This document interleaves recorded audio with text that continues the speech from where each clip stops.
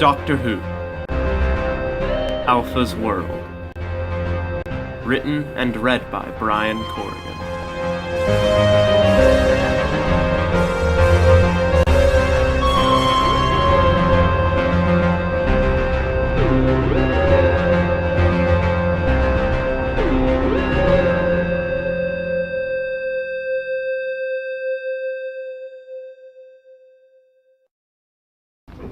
Alpha quickly entered the Doctor's ship.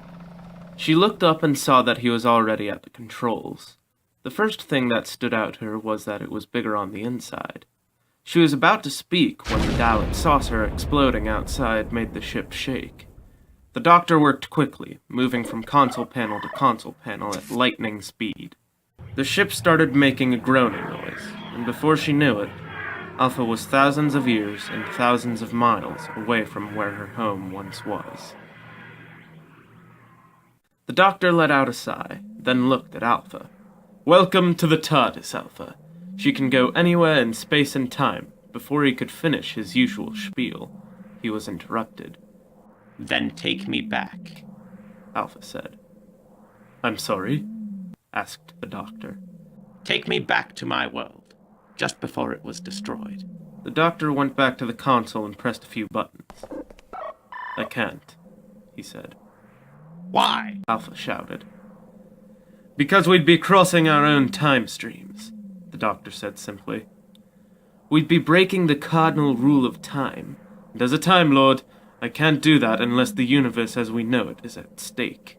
"It's not your decision. If I'm to be alone in the universe, I don't want to live. I want to die with my own people." Alpha was almost screaming now. "You don't mean that," the Doctor stated. "If you had really wanted to die, you could have stayed in the Dalek ship and burned with the rest of them. The fact is, however, you chose life, and no matter how angry with me you may be, no matter how much blame you try to throw on me, know that you made the choice."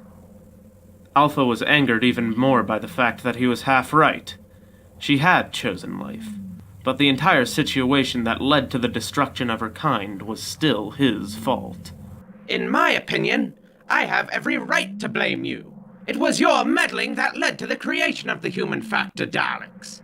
She didn't notice that she hadn't said Kellids. "Then you left right at the beginning of the Civil War on Skaro. When you assisted in our creation, you made yourself responsible for us, like a father is responsible for his children.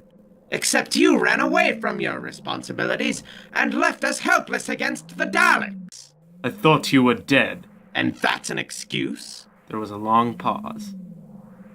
"No," the Doctor said at last. "No, it isn't. I'm sorry." There was another long pause. "What happened on Skaro?" "War. Endless war. After that first battle, the survivors made their way stealthily out of the city. Beta had died during the battle, and Omega never got over it. The Thals took us in. For 5 decades, we reproduced and grew stronger in numbers, but we never got a chance to attack. The Daleks ambushed us, and again, most of us were destroyed. Omega became even more jaded. He didn't speak to anyone. He and I, at that point, were the only survivors of that first battle, and were therefore appointed as leaders of our people. It was around this time also that we adopted the name Kellid. The Daleks kept attacking, but we soon learned their tactics. We grew stronger, and 50% of the time we won. The other 50% went to the Daleks. 100 years passed, and Omega grew tired of endless war, as did the rest of the people. Omega devised a plan to attack the Dalek city and steal 2 of their ships, as the Thals wanted to part ways. However, I believed our numbers were not great enough to pull off such an attack. Unfortunately, only a small portion of the Thals and none of the Kellids agreed with me. So, when it was put to a vote, it was decided that the next month we would attack. It was a long and hard battle. Omega and I had almost made it to the Kellid ship when he was shot in the dome. I turned to help him, but knowing I was straight ahead of him, and probably going to attempt to help him, He turned what was left of his dome and eye-stalked to me. He said, "Alpha, stop!" And I stopped. "I'm not leaving you!" I yelled. "It's too late for me now! And you need to keep going! The Kelets have orders to take off in 10 minutes! They need a leader! We can't both die here! Now go!" I turned around and made a start for the ship, not daring to look back. I heard a Dalek chanting, "Exterminate!" from behind me, followed by a sharp scream from Omega. I eventually found the ship, and Orion, my son, escorted me inside. 5 minutes later, we took off. Once we were a safe distance from Skaro, the Thal leader contacted us to make sure that we had made it out. We exchanged our goodbyes and began our search for an uninhabited planet. We found one, and in my honor, the Kelets decided to name it Alpha's World. A few hundred years passed. The Thals visited us frequently for the first 200. One day, they told us that the Daleks had been destroyed, and a celebration was held. There was peace for 500 years, and then you returned to us, and hell broke loose. Alpha finished. Alpha, I didn't realize. I'm sorry. Sorry isn't even enough. I'm beyond sorry. The doctor apologized. Good, Alpha said. There was another long silence. This time, it seemed like an eternity.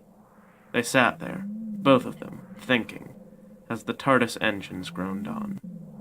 Do you still want to be dead? The doctor finally broke the silence. I never did, Alpha replied.